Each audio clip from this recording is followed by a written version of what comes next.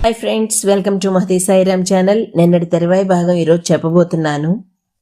నా బాణాలతో యుద్ధభూమి యందు శాంతిని పొందుతావు, అప్పుడు నీకు పవిత్రత వస్తుంది. అంటే నా పాదస్పర్శనైనా కోరుకో, నా బాణస్పర్శనైనా కోరుకో. ఒకటి లంకలో ఐశ్వర్యాన్నిచ్చి సుఖపెడుతుంది, మరొకటి వైకుంఠంలో సాన్నిధ్యాన్నిచ్చి సుఖపెడుతుంది. అది భావం. సరే, అంగదుడు వెళ్ళాడు. అగ్నిహోత్రంలా ఆకాశంలో ఎగురుతూ వెళ్ళాడు.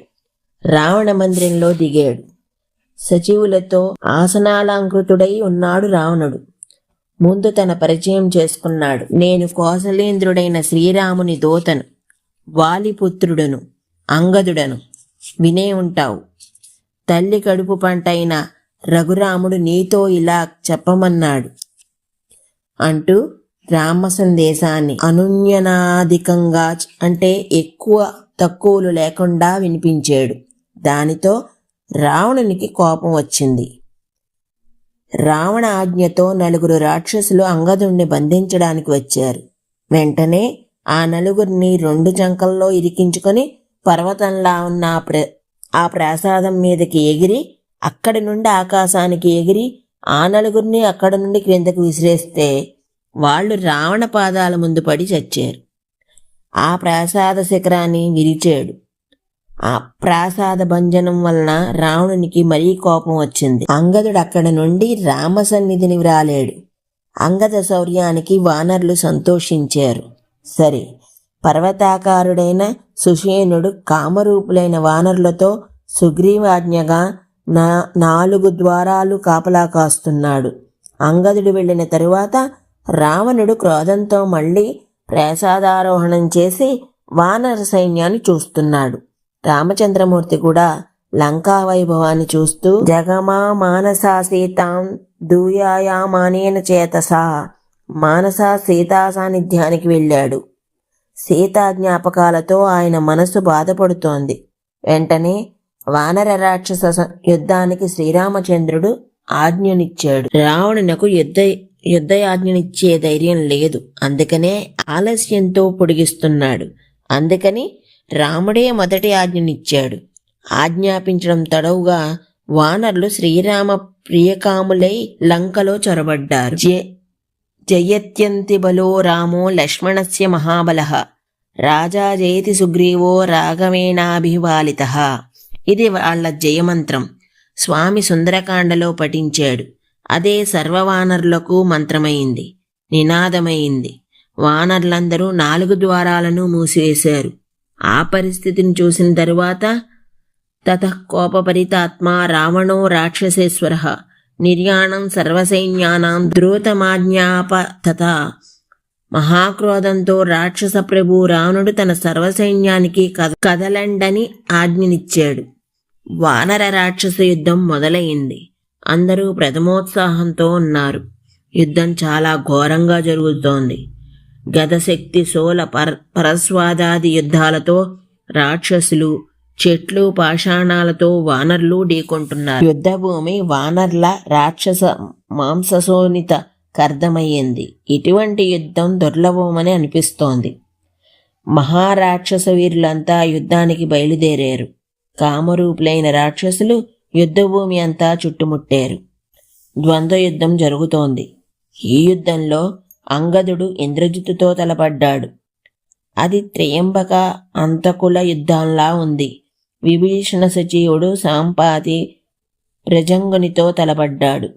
హనుమంతుడు జంబుమాలితో, విభీషణుడు మిత్రజ్ఞునితో, గజుడు తపనుడితో, నీలుడు కుంభునితో, సుగ్రీవుడు ప్రగసునితో, లక్ష్మణుడు విరూపాక్షునితో తలబడ్డారు. కేతువు దుర్ధర్షుడు, రశ్మికేతువు సప్తగ్నుడు, యజ్ఞోకోపనుడు వీళ్ళ 5 శ్రీరామునితో తలబడ్డారు. అలాగే మైంద్రుడు వజ్రముష్టితో, ద్వివిధుడు ఆసనీతో యుద్ధం చేస్తున్నారు. నలుడు ప్రతపనితో, సుషేనుడు విద్యున్మాలితో యుద్ధం చేస్తున్నారు. ఒకరినొకరు జయించాలనే పట్టుదలతో వానర రాక్షస యుద్ధం మహాఘోరంగా జరుగుతోంది. రాక్షసుల శరీరాలు బ్రద్దలవుతున్నాయి. వానర శరీరాలు బ్రద్దలవుతున్నాయి. వాళ్ల కేశాలు సాద్వాలుగా శోణితం నదులుగా పారుతోంది. ఆ సమయంలో అంగదుడు ఇంద్రజిత్తు యొక్క రథాన్ని, అశ్వాలను, సారథిని చంపాడు. ఆంజనేయ స్వామి చేతిలో జంబుమాలి మరణించాడు. ఇది మొదటి రాక్షస వీర మరణం. ఏ రాక్షస వీరులు ఏ వానరులను ఎదిరించారో వాళ్ళందరూ మరణించారు. అగ్నికేతువు మొదలైన 5 రామబాణాలతో హతులయ్యారు. మైందుని చేతిలో వజ్రముష్టి మరణించాడు. నీలునికి నికుంభునికి యుద్ధం ఘోరంగా జరుగుతోంది. నికుంభుని శరీరాలతో నీలుని వక్షస్థలం ఛేదింపబడింది.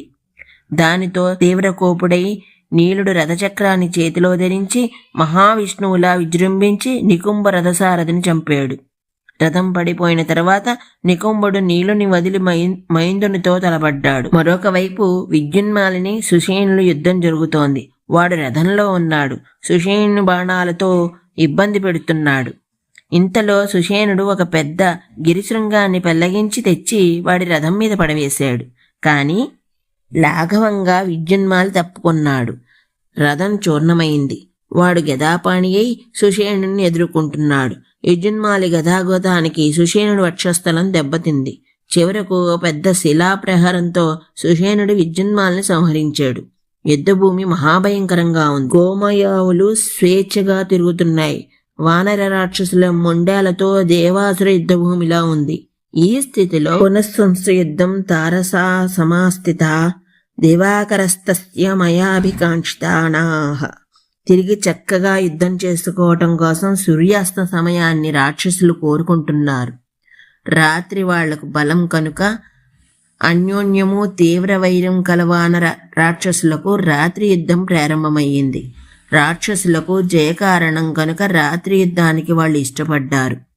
ఆ రాత్రి వేళ వెన్నెల వెలుగు కనుక రాక్షసుడనుకొని వానరుడు, వానరుడనుకొని రాక్షసుడు, ఇలా వాళ్ళల్లో వాళ్లే ఆ చీకట్లో పొడుచుకొని చచ్చిపోతున్నారు.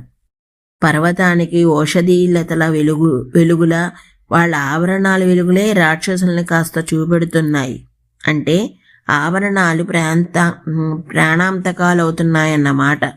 రక్తపు టేర్లు పారుతున్నాయి. ఆ రాత్రి భీమరథి రాత్రి, అంటే కాళరాత్రి. సర్వప్రాణి భయావహమైన రాత్రి అయింది. ఆ సమయంలో శ్రీరామునితో యుద్ధం చేస్తున్న యమశత్రువు, దురంధక్షుడు, మహాపార్శ్వ, మహోదరులు, వజ్రదృష్టుడు, మహాకాయుడు, సుఖసారుణులు వీళ్ళని ఒక్కొక్క బాణంతో కొడితే సవశేష యశోహభవాన్ చావు తప్పి బ్రతికి బయటపడ్డారు. ఆ రాత్రంతా బాణాల వెలుగులో మినుగురు పురుగులతో ప్రకాశిస్తున్న రాత్రిలా ఉంది. యుద్ధం తీవ్రంగా ఉంది. గోలాంగులు జాతి ఉంది కదా, వాళ్ళు మహాకాయులు, రాక్షసులతో సమాన క్రూరులు.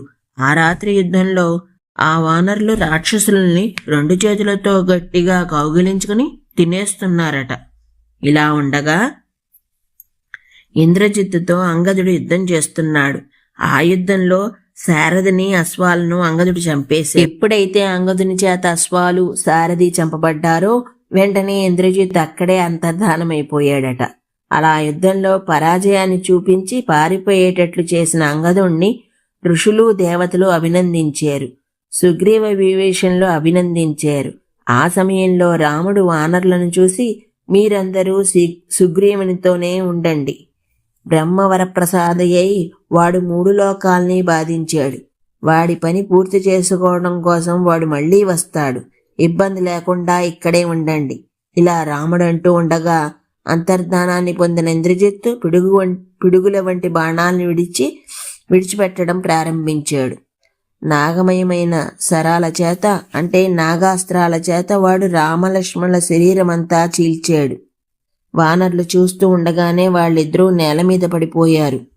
రామచంద్రుడు, సుషేణుడు, అతని కొడుకులిద్దరూ అంగదుడు, శరభుడు, వినుతుడు, జాంబవంతుడు, ఋషభుడు మొదలైన వాళ్లను పిలిచి ఆ ఇంద్రజిత్ గమనాన్ని అన్వేషించండి అని ఆజ్ఞాపించాడు. వీళ్లు కూడా ఆనందంతో ఆకాశమార్గంగా అంతా వెదికారు. వాడు అస్త్రాలతో వాళ్లను వారిస్తున్నాడు. రామలక్ష్మణుల సర్వదేహమును ఆ అస్త్రాలు ఛేదిస్తున్నాయి. దేహాల నుండి రక్తం కారుతోంది. ఒళ్ళు విడిపోయి కింసుక వృక్షం పుష్పించినట్లున్నారు. ఆ ఇంద్రజిత్ అంతర్ధానుడై ఉండేలా రామలక్ష్మణులతో మాట్లాడుతూ ఆత్మ ప్రశంస చేసుకుంటున్నాడు. ఇలా తనను పొగుడుకుంటూ అస్త్రాలతో వాళ్ల ఒంటిని చీల్చి ఆనందిస్తున్నాడు. నేల మీద పడ్డ ఇంద్రధ్వజంలా ఉన్నారు ఆ అన్నదమ్ములు. ఆ సర్పాలు అంగుళం మాత్రం అవకాశం లేకుండా కరిచేయట. వ్రేళ్ల నుండి శరీరమంతా కరిచేసేయి. శరత్పలుడు అయిన రాముణ్ణి చూసి లక్ష్మణుడు జీవితమందు నిరాశపడ్డాడు. వానరులందరూ మహాదుఖాన్ని అనుభవిస్తున్నారు. విభీషణుడు వ్యధితుడయ్యాడు. వరబలం చేత విభీషణుడు అంతరితుడైన ఇంద్రజిత్తును చూశాడు. కాని ప్రయోజనం లేదు. పడిపోయిన రామలక్ష్మణులను చూసి ఇంద్రజిత్తు మహానందాన్ని అనుభవించాడు. రాక్షసులు ఆనందించారు. ఆ ఆనందంతో అంతర్హితుడై వానర వీరులందరినీ రామలక్ష్మణులు మరణించారని అనుకున్నాడు. ఆనందంతో లంకకు వెళ్ళిపోయాడు. రామలక్ష్మణుల శరీరం నుండి బాణాలు దిగిన స్థితిని చూస్తే సుగ్రీవునికి సర్వాంగాల్లోనూ భయం ఆవహించిందిట. అటువంటి సుగ్రీవుని విభీషణుడు ఊరుకోబెడుతున్నాడు. ఇటువంటి యుద్ధాలు సామాన్యంగా విజయాన్నియవు. ఈ మహాబలులు ప్రస్తుతం మోహాన్ని పొందారు. సత్యధర్మాత్మలకు మృత్యుభయం ఉండదు అంటూ నీటినే తెచ్చి రాక్షస మాయా దర్శన హేతువైన మంత్రాన్ని జపించి 2 కళ్ళు తుడిచాడు. సుగ్రీవుని ముఖాన్ని కడిగాడు. ఇవి బంధాలంటే. ఎవరెక్కడి వాళ్ళో ఎక్కడి కలిసారో బంధాలేమిటో తెలియదు. వైకల్యభ్యాన్ని పొందకు. అతి స్నేహం వలన రామలక్ష్మణుల అకాల మరణాన్ని తలపోస్తున్నావు. రామునికి ఏది కాదు. ఆ ముఖంలో కాంతి పోలేదు. గతాయువు అయిన వాని ముఖం అలా కాంతిమంతంగా ఉండదు. ఆ మాట కర్ణే కర్ణే ప్రకాదిత హరియో హరిస్తమా. ఈ మాటను కర్ణికాకర్ణికంగా వానరులందరికీ తెలియజేయి. వానరులు తాపాన్ని విడిచిపెడతారు అని ఊరుకోబెట్టాడు. అక్కడ ఇంద్రజిత్తు రావణుని వద్దకు వెళ్లి రామలక్ష్మణులు మరణించారని చెప్పాడు. రావణుడు సింహాసం మీద నుండి ఎగిరి వెళ్లి కొడుకును కౌగిలించుకున్నాడు. మూర్ధాన్ని ఆగ్రుణించాడు. ఆనందంతో విషయాన్ని అడిగాడు. కొడుకు తండ్రికి తన కార్యాన్ని వినిపించాడు. ఆనందంతో పుత్రుణ్ణి అభినందించి మనోతాపాన్ని రావణుడు విడిచిపెట్టాడు. హనుమ అంగద జాంబవంత సుషేణ నీల కుముద నల గజ గవాక్షాది మహానాయకులంతా మహావృక్షాలను చేతధరించి నిల్చున్నారు. రామలక్ష్మణులకు ఏ ప్రమాదం రాకుండా చూసుకుంటున్నారు. ఈ స్థితిని చూసి రాక్షసులు ఇవి గడ్డి పరకలతో సమానం అనుకున్నారు. ఇంత ధైర్యం ఎక్కడిదంటే ఇంద్రజిత్ విజయం ఇప్పుడు రాక్షసుల దృష్టిలో వానరులు అసలు ఆనటం లేదు. ఈ స్థితిలో రావణుడు అశోకవనంలోని త్రిజటకు కబురు పంపాడు. సీతను పుష్పక విమానంలో తీసుకుని వెళ్లి మరణించిన రామలక్ష్మణులను చూపెట్టమని. తను కల్పించుకున్న శ్రీరామదేహాన్ని అశోకవనానికి చేర్చిన మాయ అనుకుంటుంది. అందుకని యుద్ధభూమికే పంపిస్తే సత్యాన్ని చూస్తుందని అనుకున్నాడు. పుష్పక విమానంలో అధిరోహింపజేసి త్రిజట సీతను యుద్ధభూమికి తీసుకుని వచ్చింది. శరపీడితులైన తెలివి లేక పడి ఉన్న రామలక్ష్మణులను చూసింది. అనేక విధాలుగా దుఃఖించింది. 66 సాముద్రిక లక్షణాలు తెలిసిన వారు వాళ్ళు చెప్పారు ఈ పిల్ల అవిధవ అని. ఇప్పుడు రాముడు హతుడైతే లక్షణ శాస్త్రజ్ఞులు అసత్యవాదులవుతారు. యజ్వులు ఈమె అశ్వమేధాది యాగాలు చేస్తుంది భర్తతో కలిసి అని చెప్పారు. ఇప్పుడు రాముడు హతుడైతే యాగశీలుల వాక్కు అసత్యమవుతుంది. కార్తాంతికులు అంటే ముహూర్త భాగాన్ని నిర్ణయించే పండితులు వారు నా జాతకం చూసి ఈమె శుభ అంటే నిత్యమంగళ అని చెప్పారు. ఇప్పుడు రాముడు హతుడైతే వాళ్ళు అనృతవాదులవుతారు. సత్యవాదులైన రాజఋషులు ఈమె వీర పార్థివ పత్ని ధన్యురాలవుతుంది అని ఆశీర్వదించారు. ఇప్పుడు రాముడు హతుడైతే రాజఋషుల వాక్కులే అసత్యాలవుతాయి. ఇలా పెద్దల వాక్యాల్లో శాస్త్రవాక్యాల్లో విశ్వాసాన్ని ప్రకటిస్తూ దుఃఖిస్తున్నది.